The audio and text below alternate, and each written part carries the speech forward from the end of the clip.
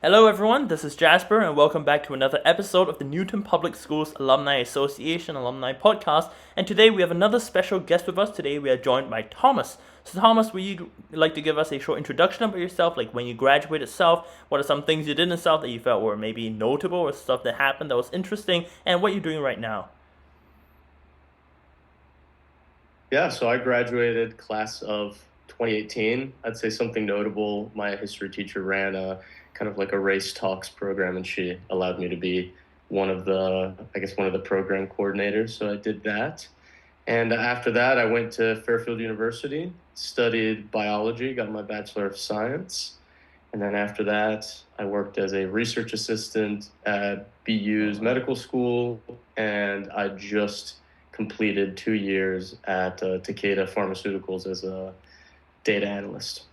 Oh, wow. So you're doing a data analysis now, and you're interning at a place, and you also got your bachelor's degree of science. That is quite the accomplishment, and that is a wide variety of skills. So, obviously, in South, everyone takes courses, everyone engages in clubs and activities, etc. So, are there any things that you did in South that you felt maybe were particularly helpful in either, helping you decide on what your life trajectory was, or after you have decided, helping to contribute to you coming onto that trajectory? I think honestly, one of the things I wish I did more was take advantage of some of those clubs and activities, after school stuff. The classes will always be there. They're very similar between different high schools, but it's really the activities, sports, and other kind of other activities that Noon South provides. I see. So you've taken some courses, and there are also some courses that you wish you could have taken. Is there any course with a teacher whom you feel maybe has had the largest impact on you in the time that you were at South? Yes, I'd have to say probably Senor Hessa. I think he's still around. I think he's still teaching Spanish. But it really wasn't about Spanish. I mean, he was just very supportive inside and outside of the classroom, and he was always a great contact. I've seen him a few times after for my sister and my brother's graduation. He's always very interested in what you're doing. So I feel like it's really kind of that interest and that support from the teachers at Noon South outside of the classroom that really helps. Oh, wow, interesting. Okay. So I know that there are a lot of students right now in Newton South and all over the country who maybe want to study biology when they grow up. And some of them, Mhm. don't fully understand the entire array of the activities that Newton South offers. So now that you probably know a lot more about these activities than some students who are just entering South or students who Mhm. may not be as familiar with what South has to offer, are there any specific courses or specific clubs or programs that you advise students to watch out for in their time at South? Yeah, of course. I mean, if you want to get ahead, the AP and honors courses at South for chemistry, biology, any of those STEM related courses could really give you a boost because some of these colleges will take those credits and you can kind of, cut out some of the earlier courses that may just be, basic biological information. You can go on and start taking more advanced courses. But yeah, do some after school stuff. I know that you guys have a lot of science club, biology related clubs. Just take advantage of the free time that you have right now. I see. Were you part of any interesting clubs when you were at South? Unfortunately, no.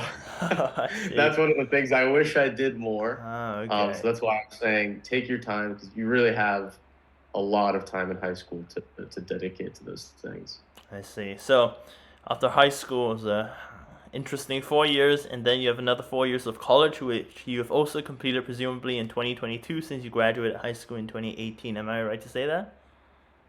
Yes. Ah, so you went to the Fairfield University, and I know that a lot of students right now, especially rising seniors who are the same age as me, have to go through the college application process right now, and they're all thinking Mm. about college and what it's gonna look like, etc. So, since um, you've gone through the entire 4 years of college, what is like one aspect of college that you feel maybe in high school you kind of did a bit of research and you kind of had a rough idea of what it was like, but then when you went into college and actually got that lived experience, you realize that, this is vastly different, or this is just different from what I thought in high school. Is there anything in particular? I think honestly, it's what's required of you that's very different. I think high school does as good of a job as it can to prepare you for college, university, wherever you'll go next. But they do expect a lot more from you, especially in the STEM fields. So you'll be working very hard. So one of the things I'd stress is it's very basic skills. Time management, organizing your days in a way that you can manage kind of the load. And really, I would say that first year is going to be the hardest. But if you can get past that kind of that first year, those first 2 semesters, and get into a groove, you'll be just fine. I see. So it's about surviving the first few semesters and then getting used to the rest of it, I guess. I see. Yeah, there's a part of that, but you'll also have a lot of fun. It's that first year is also where you meet some of the longest term friends that you'll have. I mean, all the friends that I have now I've met kind of during that freshman year, and I've kept them for 4 plus, 5 plus years. So there's a lot going on inside and outside of the classroom. But Noon South has made you guys more than capable to handle all that. I see. So you mentioned inside and outside the classroom. Were there any interesting things that you maybe did outside the classroom in your time at Fairfield University, like clubs or something? Yeah, I would say, especially if you're going into the bio field, a lot of these professors will be running research projects. And I would say the first thing that you should do if you are interested in that is just find a time after class or office hours to speak with them, because that's what I did. I actually ran a 3-year research project on brook trout. So we were looking at interspecies aggression. And the way that I got, the professor came to the start of the class and just said, "Hey, I've got openings for certain research projects. If you guys want to take advantage of these, meet me after class." I did. You go talk to her, and then you kind of find yourself in some research. But that was kind of my mainstay throughout the 4 years. I see. So it's all about going to find your professors and chatting with them about the research that they do Mhm. and trying to get a research project published. Is that kind of the main things that you did? That was kind of what I was trying to do, and you can do so much more. I mean, depending on where you go, because I'm speaking from a biology perspective, but in engineering, whether you're studying engineering, physics, mathematics, or you're doing business management, or you're doing marketing, I mean, all of these people are very accomplished in each of their fields. And a lot of them, they might not have research opportunities for you, but maybe they know somebody in the industry able to get a job, or they might be able to connect you with other institutions that you could run research with. So it's really important to build a connection with these people because they've got connections outside of the university as well that could help you. I see. So it's all about building your network in university. And you think that probably impacted you the most when you were in university?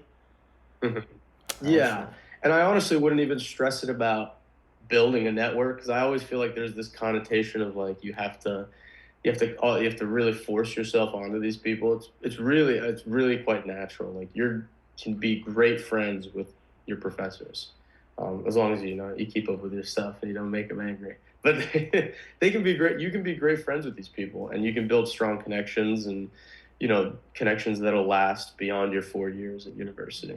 Okay. So what I'm hearing is essentially one piece of advice that you give a lot of people rising into college is just, never be afraid to go find someone and just chat with them Mhm. about basically anything. Is that right? Even if it's something that you're not sure you're interested in, do it. Find out if you're interested in it. I think a lot of the process for me has been finding out what I don't like rather than what I do like. I've got so many different experiences from running research in college, working at BU's medical school as a research assistant, jumping over to data analytics, and now I'm switching and going back to school for physical therapy. So your degree doesn't dictate who you are and what you're going to do. Your research doesn't dictate that. The first job you get doesn't dictate that. You're constantly changing with your needs, your desires, what you want is constantly changing. So, just I would say my one piece of advice is listen to that, And when you know you don't like something, pivot and do something new. I see. So, for all us high school students who have barely any life experience, you say that probably the most important mindset that we should bring is that, try everything, try to stay engaged, and, look for something that clicks with you, and maybe when you find that thing, that's just the right moment for you. Is that true?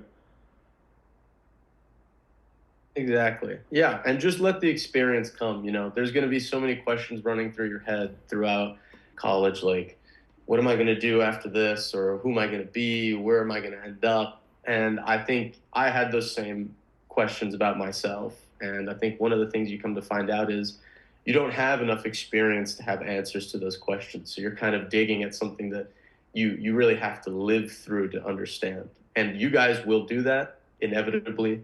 You'll have fun doing it, and yeah, Yes, just that's find true. something that you enjoy, truly enjoy. I see. Well, thank you very much for the feedback. For all of us high school students, this would probably be very useful to me and hopefully for everyone watching this. But for today, thank you very much for tuning in. Thank you once again to Thomas for joining us on this podcast, and I'll see you all next time.